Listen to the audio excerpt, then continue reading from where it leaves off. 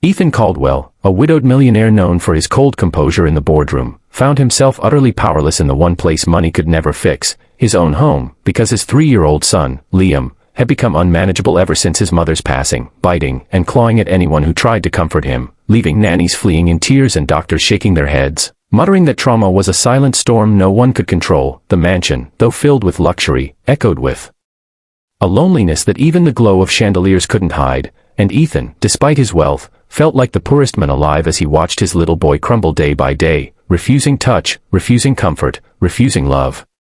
When the agency sent yet another nanny that morning, Ethan didn't expect anything different. He didn't even bother reading her resume because he already knew how the day would end, with screams, with tears, with another person quitting. But when the soft knock echoed through the marble hallway and the door opened to reveal a modestly dressed young woman named Maria, carrying no fancy bag, wearing no expensive perfume, just a simple blue uniform and a quiet, humble smile, something in the house shifted as though the walls sensed a gentleness they hadn't felt in years. Ethan almost dismissed her, telling her plainly, "He bites everyone, don't take it personal," but Maria simply nodded, not with fear, but with empathy, replying softly, "Children only bite when something inside them hurts more than words can explain." And for the first time Ethan paused, surprised by her warmth, her confidence without arrogance, her calm without indifference. She stepped into the living room where little Liam sat curled on the sofa gripping his stuffed elephant with the ferocity of a warrior, eyes red, hair messy, face scrunched in exhaustion from crying earlier. Ethan braced himself as Maria slowly walked toward the child, expecting the usual screaming fit to erupt, but instead, something unbelievable unfolded. Liam glanced at her, his tiny lip trembling, and rather than lunging forward to bite her arm, he extended his arms upward, reaching for her like a child recognizing a long-lost guardian. Ethan froze, unable to comprehend the sight, but Maria didn't hesitate. She knelt down, picked him up with firm but loving arms, and as the boy pressed his wet cheek into her shoulder, he let out the softest whimper, not of anger, but of relief. Ethan felt his breath leave him because he had never, not once, seen Liam hug anyone since his mother died. He never does that," Ethan whispered, his voice cracking, and Maria simply stroked the boy's back, whispering, "Sometimes hearts choose their healers." From that moment, everything in the Caldwell mansion began to transform, not through grand gestures, but through Maria's quiet magic. She sat with Liam on the floor building towers of blocks while telling him gentle stories of brave little boys. She hummed lullabies that soothed not just the toddler but the lonely walls themselves. She brought warmth to the breakfast table, light to the cold hallways, and her presence filled the home with something Ethan had forgotten existed: peace.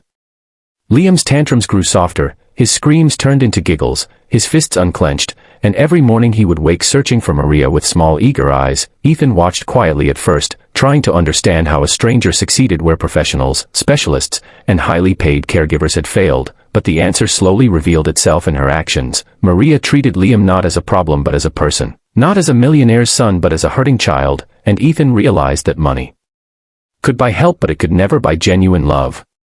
Days passed, then weeks, and Ethan found himself drawn to the gentle rhythm Maria brought to his home. She cooked simple meals rather than relying on the mansion's chef. She guided Liam through his little meltdowns with patience rather than fear. She sang softly in the evenings while tidying up, and for the first time in a long time, Ethan began coming home earlier just to hear her voice echo in the hallways. He wasn't sure when admiration turned into affection, or when gratitude turned into something warmer, but he felt it deeply each time he saw her lift Liam into her arms like the boy was her whole world.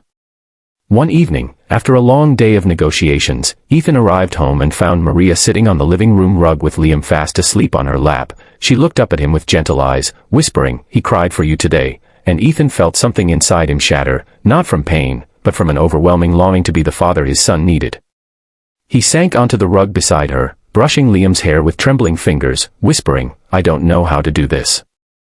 I'm afraid I'll fail him," and Maria, with her steady voice, replied, "You already haven't. You're here." That's all little hearts ask for, and those simple words warmed Ethan more deeply than he expected.